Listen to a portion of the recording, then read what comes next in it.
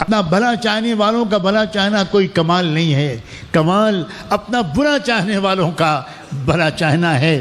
یہ کمال دکھایا تھا محمد الرسول اللہ نے کہ وہ انہوں نے کسی قوم کی ہلاکت کی بد دعا تو کیا کرتے، ہلاکت کا فیصلہ لے کر نافذ کرنے والے فرشتے طائف کے میدان میں اتر گئے۔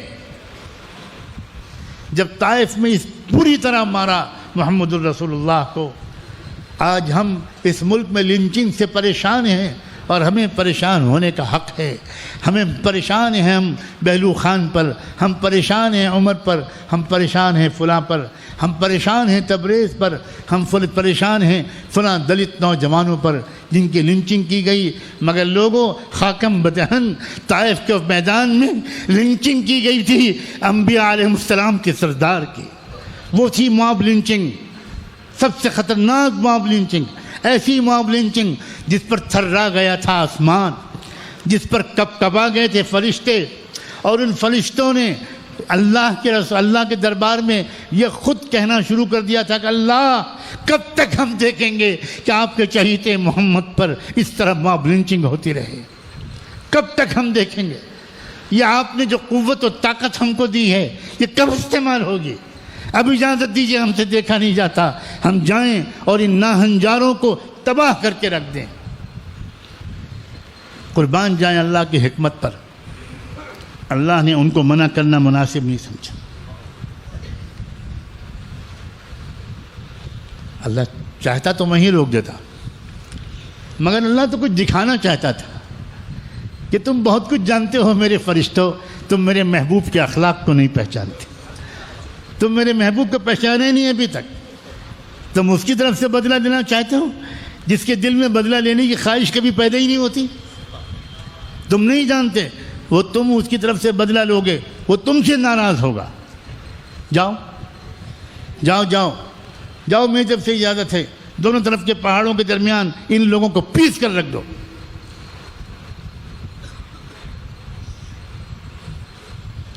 فرشتے آ گئے، مگر یہ خیال رکھنا کارروائی شروع کرنے سے پہلے میرے محبوب سے اجازت لے لینا۔ اللہ اکبر، کیا عالی مقام ہے آپ کا اے اللہ کے رسول، ہمیں اعتراف ہے کہ ہم آپ کو نہیں پہچانے۔ اللہ کہہ رہا ہے میرے حکم کی تعمیل تب کرنا جب میرا محبوب تم کو اجازت دے دے۔ کیونکہ معاملہ حقوق العباد کا ہے، میں دخل نہیں دوں گا، اس کا معاملہ ہے، جاؤ اس سے پوچھو۔ فرشتے آئے، اب ادھر اللہ کے رسول زخموں سے چور۔ طائف کا واقعہ 10 لاکھ مسلمان مار دیے جائیں تب بھی اتنا سخت واقعہ اس کو نہیں کہا جائے گا جتنا اس واقعے کو کہا جائے گا۔ لوگوں نے یہ تو دیکھا کہ اللہ کے رسول کے پیر زخمی ہو گئے، لہو لہان ہو گئے، گر پڑے، آپ بے ہوش ہو گئے، لیکن لوگوں نے آپ کے دل کے زخم کو تو نہیں دیکھا۔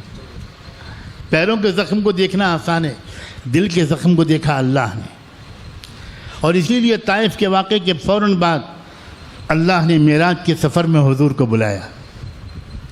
معراج کا واقعہ طائف کے واقعے کے فوراً بعد ہوا، گویا اللہ نے یہ پیغام دیا کہ محمد زمین والوں کے سلوک کو جھیل کر کبھی دخاطر نہ ہونا، تمہارا دل ٹوٹ نہ جائے، آؤ آسمانوں میں دیکھو آسمان والے اور آسمان والوں کی نظر میں تمہارا مقام کیا ہے۔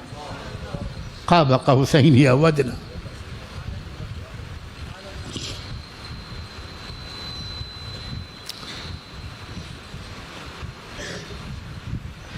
جب فرشتوں نے اللہ کے رسول کو سلام کر کے عرض کیا اور بتایا پورا واقعہ کہ اللہ نے ہمیں بھیجا ہے اور ہم آئے ہیں اس لیے کہ ان سب کو تباہ کر دیں، لیکن آپ کی اجازت کی شرط لگا دی ہے، اب آپ کی اجازت کا انتظار ہے، حکم دیجئے اللہ کے رسول، ابھی ان سب کو تباہ کر کے رکھتے ہیں جنہوں نے آپ پر موب لنچنگ کی ہے۔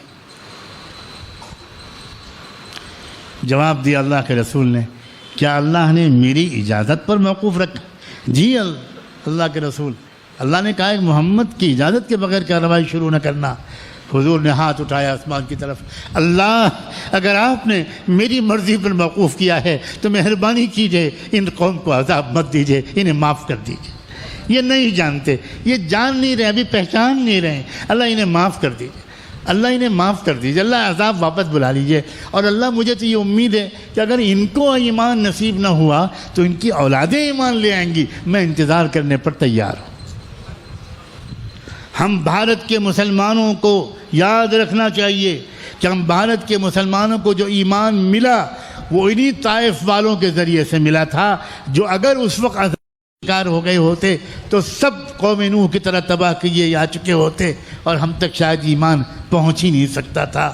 اور شاید اس میں اشارہ ہے اس طرف کہ بھارت کے اندر بھی ایمان اسی ترتیب پر آئے گا جس ترتیب پر طائف کی قوم پر آیا تھا، شاید اس میں اشارہ ہے اس طرف۔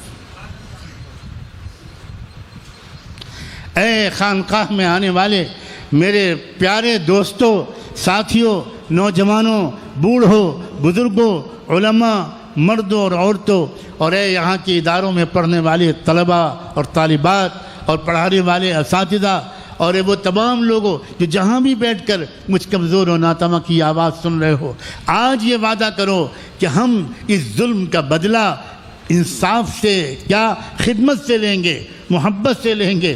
ہم ان نفرت کے جواب میں محبتیں نشاور کریں گے، اخلاق اچھے بنائیں گے، گھر والوں کے ساتھ اخلاق، اور پھر اس کے بعد اپنے محلے والوں کے ساتھ اخلاق، ان کی خدمت، بیواؤں کی خدمت، معذوروں کی خدمت۔